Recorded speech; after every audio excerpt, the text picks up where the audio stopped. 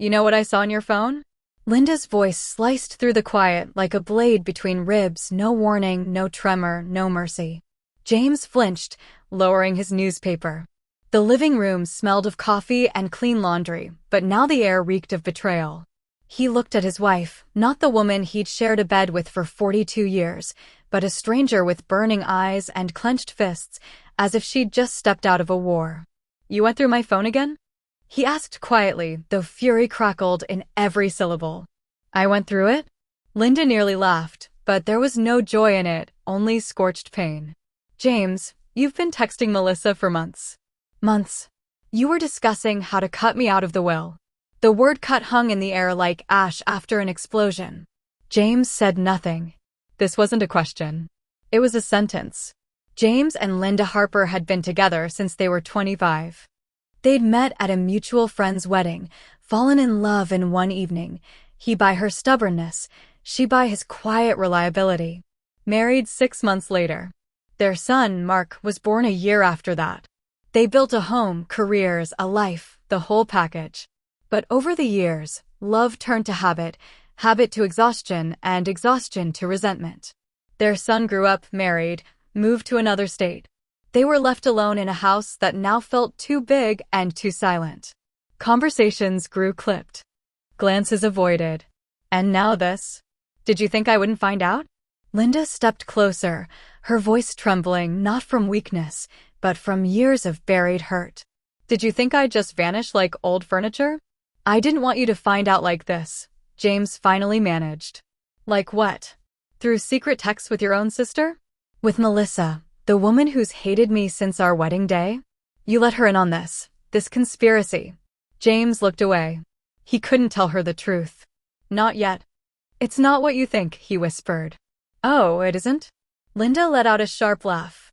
You told her I spend too much, that I don't live in reality, that I weigh you down. That's not a conspiracy, James. I was just trying to find a solution, he burst out. Can't you see how bad things are? Bad? Linda scoffed. Bad because of you, James. You quit your job 2 years ago, said you were tired, and since then you've been sitting around like a ghost. Meanwhile, I'm working late shifts at the library just to cover the mortgage, insurance, your mother's medications. Mom is my responsibility. And me? Linda shouted. What am I? Your maid? Your shadow. Silence. Heavy as a tombstone. Then the doorbell rang. They both froze. Who is it? James asked, as if hoping for rescue. I don't know, Linda said, but the fire in her voice had dimmed. Only bone-deep weariness remained. She went to the door. Standing on the porch was Mark. He looked exhausted. In one hand, a worn duffel bag. In the other, a paper coffee cup. Hey, Mom, he said softly. Can I come in? Mark hadn't visited in over a year. The last time was Thanksgiving, and it ended in a shouting match. He'd said his parents were poisoning each other. Linda accused him of taking your father's side. Now he stood in the living room, eyes taking in the scattered pillows, the spilled coffee, the phone lying on the floor like evidence at a crime scene. What happened? He asked, not with alarm, but with the weary recognition of someone who'd seen this too many times. Your father decided to rewrite his will, Linda said, not looking at James. With your Aunt Melissa's help. Mark sank onto the couch. Melissa again? He shook his head. Dad, you know she's my sister, James cut in. And she's right about one thing, we can't go on like this. And how do you want to go on? Mark looked from his father to his mother. As enemies sharing a roof? We're not enemies, Linda said quietly. Then what are you? Mark stood and walked to the window. Because from the outside, that's exactly what it looks like. No one answered. Mark took a deep breath. I didn't come here just to visit. I need to talk to you both. It's serious. Linda and James exchanged a glance for the first time in months, without bitterness. What's wrong? Linda asked. I'm in deep financial trouble, Mark said. Really deep. He told them how he'd lost his job due to layoffs, how his wife filed for divorce, how he was drowning in mortgage debt, student loans for the kids, and medical bills from his son's surgery.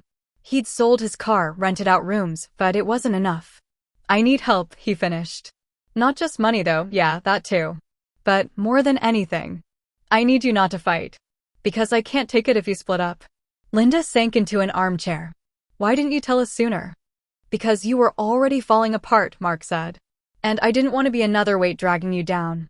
James stayed silent. He looked at his son, at the man with crow's feet and streaks of gray, and realized how fast time had slipped away. The will, he began. Forget the will, Linda interrupted. I wasn't going to cut you out, James said. I was just trying to figure out how to leave more to Mark. Linda stared at him, stunned. You, what? I see how hard you work. I see how you sacrifice. But I thought, what if we leave the house to Mark and the savings to you? You've earned it. And you couldn't just tell me that? Linda asked. Instead, you messaged Melissa? She's a lawyer, James weakly defended. She was helping with the paperwork. She hates me, James. I know. But I didn't think. Did you think at all? Linda stood. All these months you could have just talked to me. Mark watched them, his eyes filled not with anger, but sorrow. You've both been so desperate to be right, you forgot how to be together, he said. No one slept that night. James sat in the kitchen, staring out the window. Linda stayed in the living room, flipping through old photo albums. Mark lay on the couch, wrapped in the afghan she'd knitted for him in college. In the morning, Linda brewed coffee, not for herself, but for everyone. I spoke to my boss, she said, placing a mug in front of Mark. There's an opening at the library for a programs coordinator. Not high-paying, but stable. Flexible hours. Mark looked up at her. You're serious? I already sent your resume. He didn't know what to say. Just nodded. James walked in, rubbing his eyes. I called Melissa, he said. Cancelled the notary appointment. Linda nodded without looking at him. Good. Anne. I applied to teach history at the community college. Part-time. Now Linda turned to him. You? Why not? I've got the degree. And I still remember a few things. She almost smiled for the first time in months. You sure you remember who won the Battle of Gettysburg? If I say it, will you give me coffee? She set a mug before him. Only if it's the right answer. He thought. The Union. Close, she said. The North. To me, it's the same thing. Not to a historian. He chuckled. Then I'll fail the interview. I'll help you study, Linda said. On one condition. What's that? No more secret messages. No more decisions behind my back. Deal. They looked at each other, not as enemies. Not as strangers. As people who'd forgotten, for too long, that they loved each other. 3 months passed. Mark worked at the library. His son visited every weekend. He'd even started dating a librarian from the neighboring branch. James began teaching. His first seminar was a disaster. He mixed up World War II dates. But the students laughed with him, not at him. Linda took 2 weeks off, the first vacation in 20 years. They drove to the coast. Not as newlyweds. Not as tourists. Just as a couple trying to remember how to hold hands. One evening, watching the sunset, Linda asked, Do you still think I spend too much? You spend exactly what we need, James said. I was just afraid of becoming nobody. You were never nobody. I forgot that. We both did. He took her hand. I'm sorry. Me too. They didn't talk about the will. Or Melissa. Or past fights. Because now, they had a future. But one day, sorting through the mail, Linda found an envelope from a law firm. She opened it. Inside, a copy of an old will. Dated 1 year earlier. In stark black and white, all assets, including home and savings, to my wife, Linda Harper. Signed, James Harper. Dated 1 week before he quit his job. Linda sat with the paper in her hands for a long time. She never told him. Not because she wanted to hide it, but because she now knew words mattered less than actions. And he'd already proven everything she needed to know. A year later, the Harper house was a home again. The kitchen smelled of fresh bread. Grandchildren laughed in the living room.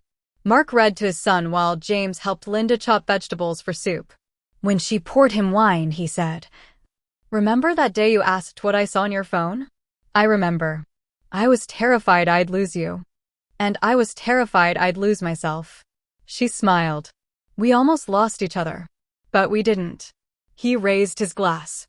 To never staying silent again. To listening. They clinked glasses. Outside, rain fell. But inside, it was warm.